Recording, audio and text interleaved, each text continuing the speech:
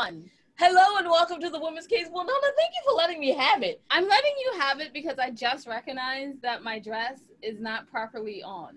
I'm not quite like there's this, and I don't know. Tie it. But to what? And then in the back. Okay, no. I just recognize that like the zipper isn't it. Yeah, I know. So I would have ever known that. So thank you for oversharing, Winona, and I'm Jade. I'm not in the shop. Oh, right. Never mind. Oh my goodness. Oh, I'm Winona. I'm so sorry. It's a moment. I'm still sitting here like no wardrobe malfunction. Nona. I'm good now. Yeah. Not as bad as the last interview. We are trying to bring a level of professionalism to our show. Oh, we are. That we like ruin every time we try, though. I'm sorry, you guys. There's nothing wrong with my dress whatsoever. It's perfect. And anyway, one's gonna believe that now. Like, it's just, you went down the hill, like, you're like doing the little biking down the hill. Like, you're just coasting down the hill at this point. You've already started, so just coast. We have books. We have literary life guides with pop poetry. We do have books. Wait, but first I have to say that y'all should check out our new podcast, The Lady's Tale. And episode 1, especially because we wrote a pilot episode or something. We were just doing it for fun. Like, we made it into a book. So that was like just for fun. And like the story wouldn't get out of Winona's head. So we wrote it. And then like the actors wanted to read it. So that was the weirdest thing ever. And then after they read it, they asked me to do episode 2. I wasn't planning on episode 2. It took me 2 weeks to write. So it's very exciting. So we'll have another episode 2. And it sounds like an old-timey radio play, but without the sound stuff. Y'all know y'all don't want us to do no sound. It would be bad. Oh, yeah. Okay, so now we wrote literary life guides with pop poetry. I'm just gonna give you the top 4. And I thought divorce was bad with other life lessons. And I thought being grown up was easy. And I thought I did my journey alone. And I thought no. It's only out with me. Those are the top 4. There's 13 and then that thought series. You about to go down the hole. I was going down.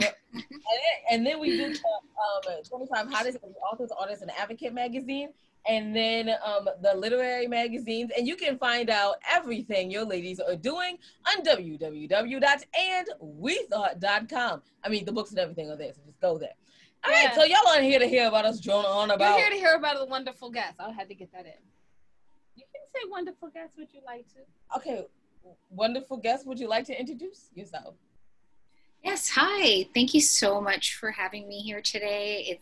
I'm so happy to be meeting with you and spending this time with you. My name is Lucy Vigil. I am an executive assistant currently at Good Fear Content. It's a management/production company located in Hollywood. Our most recent credits are My Spy, which appeared on Amazon last month, and as well as Mulan, which has an yet to be announced release date in the theaters. I've been there since actually the first week of the pandemic, so my experience has been working from home. But prior to that, I was at Verve, and prior to that, I was at Skybound Entertainment. I'm very happy to be here. Wow. Okay. Now that's a Hollywood journey. That's a whole journey. May I have the first question? Yeah, I know you're going to have it because I saw it in your... because they're so golden today. The eyelids. Oh my goodness. Anyway, the question is going to be, how did you get started in Hollywood and See, this is why I shouldn't have had the first question. How did you get started in Hollywood and how valuable is networking to your career right now? Sure. I started in Hollywood just maybe 3 years ago. I had a prior career in healthcare. When I first moved to Los Angeles a few years ago, I tried to get into entertainment. So networking is crucial. I did not know anyone in entertainment, and I had zero luck and zero opportunities despite the amount of resumes I sent out. So I chose healthcare as sort of just a foot in the door to establish myself and find a place to stay and all of that. You just need a job. And I pursued a career in that, but it wasn't really fulfilling. I wasn't living out my dream. Every year I've been lucky enough to go to San Diego Comic-Con. So it's like my Mecca. Those are my people. And just after, a few years of few years of attending, I was sitting in Hall H and wondering, why am I not a part of this? I observe, I watch, but I don't have any role, and I want a role in doing this kind of stuff. So I started educating myself and went back to school to take classes, and then learned the power of networking, because it is a buzzword and people do talk about it all the time. And what does that look like? And it's just making friendships, it's making connections, and you never know, one thing might lead to another. So I started at a community college, and through that class, I met other women who, one of them wanted to start her own like mini production company. So we would meet on the weekends and we would get together and film stuff and write stuff and collaborate. And that's where I really, without having to seek a PA job, was able to learn firsthand what the entire production process looks like. And I still have those friendships today. And then, you know, just interning and kind of doing the route that I think most Hollywood assistants or executives would tell you that they did. So finding an internship, those internships lead to your first assistant position. And then from there, just going to a different company, a company that aligns with your interests and a company that aligns with your dreams and the content that you want to produce. That is fabulous. I noticed that you said you had to ask yourself why when you were part. How important is that for people that are trying to strive to go to the next level? How important is it to take the time to ask yourself why you're not there? You mean why you're not there, or why you're going into part of it? As you said, did you went to right. You went to the Comic-Con and then you sat down and you asked yourself why? Yeah. Why in this? Because I just came to that. I had that realization, or as Oprah likes to call it, the aha moment, because I was in an environment where I was doing what I loved, or being around content that I love. And granted, it was a contained environment where there were massive fans everywhere. The energy was up here, and you know, it was, I think, more magnified because of that. I wasn't at home watching a movie or reading a book. You know, it was sort of in this high energy environment. But it made me realize it made me think, this is something I love so much. How can I be a part of it? And I think people need to ask themselves the why all the time, just to examine. I think it's not really dependent on your motives. It's just depending on where you see yourself and what your goals are. And asking yourself why along the way helps you tailor your dreams. It helps you tailor your next step. You don't want to get caught in a dead-end job, or working for a boss that you don't get along with, or being in an environment that's not safe. I mean, at the far end of the extreme. But you don't want to be doing a job because you feel like it's the right thing to do. You definitely need to ask what it is that kind of lights you on fire. I really enjoyed. First of all, I like the question. I love your answer. I think about how many times we ask ourselves why, and then it also becomes what responsibility should you take on yourself to make this move forward, because it's not always circumstances. Sometimes it's you. So anyway, I'm moving away from, you've been so serious and professional. I know. It's scaring me. It's fabulous. I feel myself being like, is that a complete sentence? Don't open your mouth unless it's a complete sentence. First of all, I want to ask, San Diego Comic-Con, if you ever have 2 extra tickets, do you need an address to mail them to for us? I'll let you know. I hear there's never extra tickets anyway. I was just joking. And then number 2, what side of the business did you see yourself in when you first came out here? Because you said you wanted to be in entertainment. So was it in front of the camera, behind the camera, or one of the executives? Definitely behind the camera. At first I thought it was just, I didn't really have high dreams for myself. I thought, gosh, I just want to be an assistant. I just want to learn. I'll go anywhere. And I think once I opened myself up to the opportunities, because there's that saying, you can't be what you can't see. Mm-hmm. And I had to learn what there was in order to make a decision. And even now, it's still a learning process. Like me and my friends who are other assistants in the industry, we're still learning about what's available, except for my friends who want to be writers. They know they want to write and they're pursuing that. And these are just jobs where they can get a foot in the door and hopefully that first writing assignment. For me, I had to, and I'm still learning, like, do I want to be in representation? Do I want to be in production? Do I want to be in development? And my choice for being at Good Fear is they do both. They do representation and development production. So I'm able to learn from behind the scenes and see the work that goes into representing a client, putting them up for a writer position, or having interviews with a writer who's developing his movie right now. And the talks that they're having, like, what is it that I find the most interesting? And then on the other hand, we meet with, or my bosses, I happen to sit in on the Zooms. My bosses meet with executives from studios and networks and hearing their perspective and their take on things. So I'm very lucky in that sense that I am able to hear those perspectives and continue to inform my decisions about where my next steps lie. Wow, that's fabulous. You sound exactly like the voice in my head you were talking. Like, no. This is how we. And I love the point that you're not thinking, oh, I'm just an assistant. You're thinking, wow, I can learn so much. I mean, and that is really, I think, important, as you were saying, because it gives you, like, you can make informed decisions after. Right. Yeah. And that's in an entertainment business, I would think. Oh, and business in general, because if you make a non-informed decision, that probably it leads to what you see here. Right. Don't copy us, y'all. No, never. No, you guys are awesome. The advice? Oh, okay. I was gonna say, what is the typical day in your life like as an assistant? As I know you're busy, so what is the typical? So I think it looks different right now working from home. Ideally, if I were in the office, and I've gone into the office since, but my cubicle or my desk is in an open space and my bosses have 2 separate offices behind me. So normally I would be running through their schedule with them in the morning.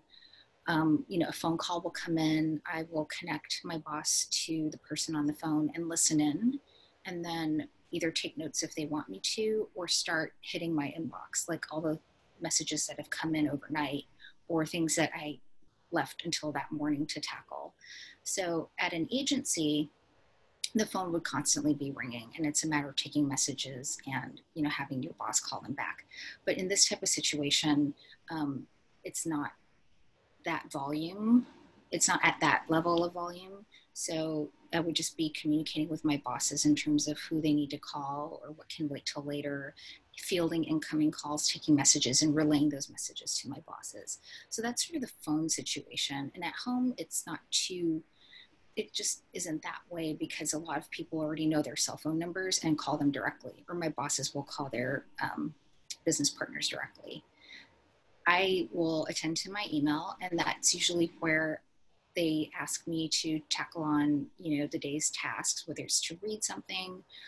Yesterday, I had to do what's called a submission, and that's where you're submitting a script for an executive to consider, and that goes in a format template on an email. You attach the script, watermarked, and send those off.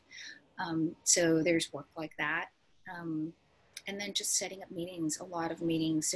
Even though production's not in process, there's still what's called pre-production, and that's development and comparing notes and having meetings about story and how to improve story.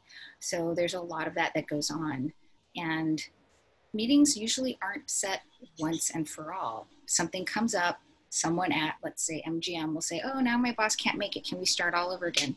And then you have to start the whole round of sending your boss's availabilities compared to the other execs' availabilities. And, it just can be time consuming. So it's just a lot of legwork and office administrative duties as an assistant. But in addition, you're able to sit in on meetings or listen in on meetings and learn from that process, which is the bonus, I think, for being in the industry. I have to say, That is lovely. The two assistants that we have interviewed of late have been so practical. I'm like, I think I can do this. Right. This yeah. Feels doable. I lied to you, but I think we're just you could do it. Yeah. I do have two questions. Uh-huh. Number one, what are the challenges? Because you said you work for Verve and now you work in right. You do the production development. What are the challenges of working for an agency and then for both sides? And the next one, of course, is you've done so much of it. I feel stupid asking, but what are the 3 pieces of advice would you give for anyone who's like, I want to go pursue a career in Hollywood? Sure. The challenges between an agency and a production company is the volume and the pace at which things happen. And it really depends on your boss. So you could work at one of the big 4 or 5 agencies, but if your boss doesn't have a high volume of clients or isn't actively pushing out people because they need to build their business, then the level of activity isn't as high. My ex-boss at Verve happens to be a go-getter and believes in his clients and fights for them and is always trying to help them find opportunities. So I was constantly busy on the phone with him. I mean, he's making the call, but I'm constantly on the phone with him and sending out submissions throughout the day. Right before Christmas of last year, I would send up to 25 a day. So those are 25 separate emails with an attached script to 25 different executives, while on the phone all day with different people, hearing his pitch and, recording things and handling other emails, setting up meetings for your clients. Because once an exec reads it, they could read it overnight. And the next day I'm setting a meeting up for that person. But if all of those executives have read their work overnight, the next day you have to set up 25 meetings and then it just continues. So the volume is much, much different. And at the management company, because I support 2 executives, the one who is a manager is at a different level in his career, is at a different place in his career. So he has clients that are already established and they don't have to be submitted to, look for opportunities, but more develop their work. So those conversations look different. And so I would say the volume is different, as well as the nature of the work, which I think I talked about a little bit already. Mm-hmm. That's why I'm really asking about the advice. You've given so much good advice. Oh, I hope so. The advice definitely, I think if someone doesn't have any experience, is first to look at what it is you want to do. Because I think, entry level means different things to different people depending on where you want to end up. So a lot of my friends who are writers have the assistant job because they know it'll expose them to their boss's contacts who are showrunners on shows who need assistants and will be able to help promote them to get that job as a showrunner's assistant or as a writer's assistant. So it really depends on where you want to be. I took classes and therefore was able to secure an internship. And it doesn't have to be at NBC, the Page program. It doesn't have to be at Warner Brothers. It could be at a small production company. But each internship will lead you to either another internship, or it'll qualify you or show you as being qualified to HR recruiters to hold a mailroom position or even an assistant position.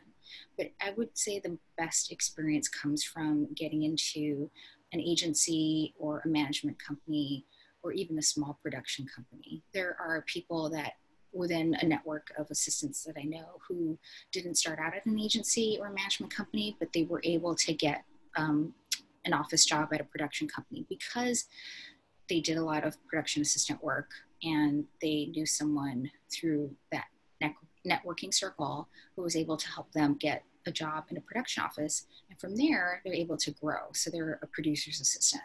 And then they're able to, grow their knowledge and their skills that way. So it's definitely honing in on what you want to do and then finding out, then figuring out what your entry level point is to be able to do that. But it would definitely be starting at an agency or a management company, no matter how small, because you never know who knows someone who can help you get to your next job.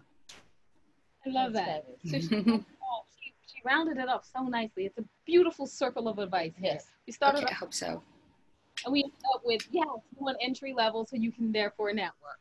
Right. Mm-hmm. So where can people follow more about your career and what you're doing? I don't really have anything like that advertises my career.